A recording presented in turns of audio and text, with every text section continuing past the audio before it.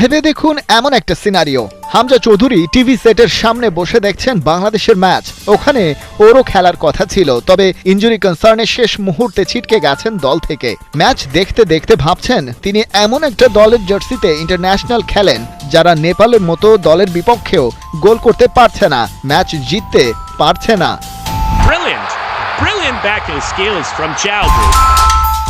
কল্পনার এই ছবি বড্ড বেদনাদায়ক, তাই লেস্টার সিটি থেকে এক ঝটকায় বাস্তবতায় ফেরা যাক। কাঠমান্ডুর দশরথ রঙ্গশালা স্টেডিয়ামে কোনো রঙ্গমঞ্চ নেই, কোনো জাদু বাস্তবতাও অপেক্ষায় নেই। ম্যাচটা জামাল ভুঁইয়াদের জন্য অন্য কেউ এসে জিতে দেবে না।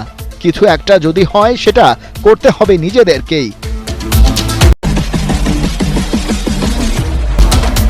বল উইন করা, সঠিক কিংবা ভুল পাস, বল লুজ, আবার সেটা উইন করার চেষ্টা, এই চক্রই চলতে থাকে। এসব করেই 90টা মিনিট কাটিয়েছে বাংলাদেশ নেপাল। প্রথম ইন্টারন্যাশনাল ফ্রেন্ডলি ম্যাচে কারো কোনো গোল করার তাড়াই যেন ছিল না।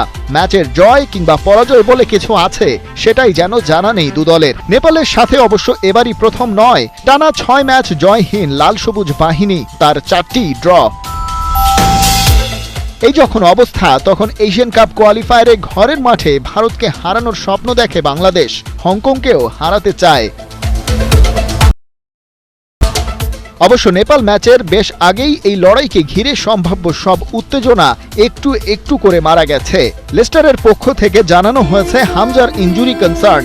শমিত সোম তো আসছেন না, সেটা আগে থেকেই জানা। ফাহমিদুল মোরসালিনের মতন ফুটবলার কাঠমান্ডুতে যেতে পারেননি, কারণ আন্ডার 23 এশিয়ান কাপ কোয়ালিফায়ারের ব্যস্ততা নিয়ে তারা ভিয়েতনামে।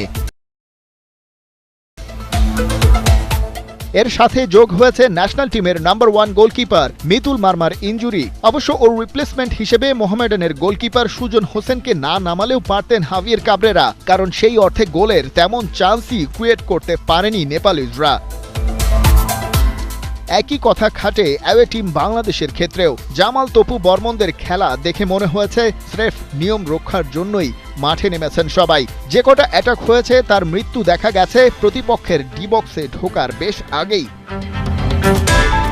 প্রস্তুতির এই হাল নিয়ে এখনই সব প্রশ্ন তোলা যাচ্ছে না, কারণ মূল দল এবার পাননি কোচ কাবরেরা। তবে একটা কথা নতুন করে প্রতি ম্যাচে প্রতিষ্ঠিত হয়, হামজা, শমিত, ফাহমিদুলদের নিয়ে সাজানো বাংলাদেশ আর তাদের ছাড়া বাংলাদেশ দলের মধ্যে পার্থক্য আকাশ আর পাতাল। কিন্তু সেটা আর কতদিন?